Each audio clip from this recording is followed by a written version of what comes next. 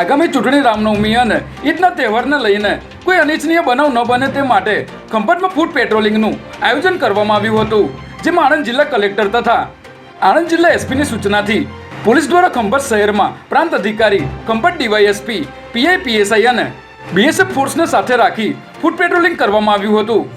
સાથે જ આણંદ જિલ્લા કલેક્ટરે અને આણંદ જિલ્લા એસપીએ વિધાનસભા અને લોકસભાના બૂથનું નિરીક્ષણ પણ કર્યું હતું. આણંદ જિલ્લા પોલીસ દ્વારા આણંદ ગ્રામ્ય પોલીસ સ્ટેશન ખાતે આગામી તહેવારોની ઉજવણીના પગલે શાંતિ સમિતિની મિટિંગનું આયોજન કરવામાં આવ્યું હતું.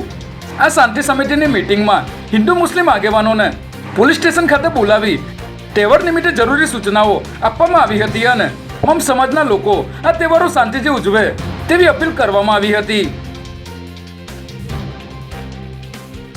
લોકસભાની ચૂંટણીમાં તમામ ઉમેદવારો ઉમેદવારી પત્ર ભરવા માટેની તૈયારીઓ કરી રહ્યા છે અને ઉમેદવારી પત્ર ભરવા માટે હજારો લોકો ઉમટી પડે તે પ્રકારની વ્યવસ્થાઓ પોતાના લોકસભા વિસ્તારમાં કરવા આયોજન કરી રહ્યા છે. ત્યારે 18 એપ્રિલના રોજ ગુજરાત ભાજપ પ્રદેશ અધ્યક્ષ અને નવસારી બેઠકના ઉમેદવાર CR પાટીલ ઉમેદવારી ફોર્મ ભરશે, જેમાં 20,000 મહિલાઓ પારંપરિક સાડી પહેરી જોડાવાના છે. તેમજ પુરુષો સાથે મહિલાઓ પણ કેસરી સાફો પહેરી માહોલ ભગવોમય બનાવે તેવી તૈયારીઓ શરૂ કરવામાં આવી છે.